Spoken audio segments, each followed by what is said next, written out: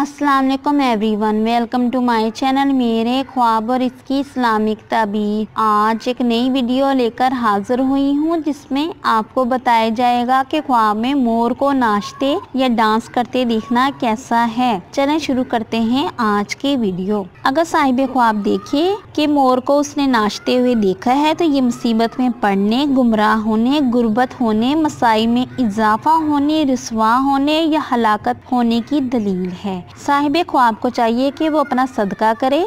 उम्मीद करती हूँ कि अल्लाह तबारक ताला आपका ख्वाब आपके हक में बेहतर करे और उम्मीद करती हूँ कि आपको ये वीडियो अच्छी लगी होगी तो इस वीडियो को लाइक, शेयर एंड सब्सक्राइब करें। अगर कोई सवाल करना हो इस वीडियो के मुतालिक या किसी भी ख्वाब की कोई ताबीर मालूम करना चाहते हैं तो नीचे कमेंट्स में कर सकते हैं। Thanks for watching and supporting video. अल्लाह हाफिज़।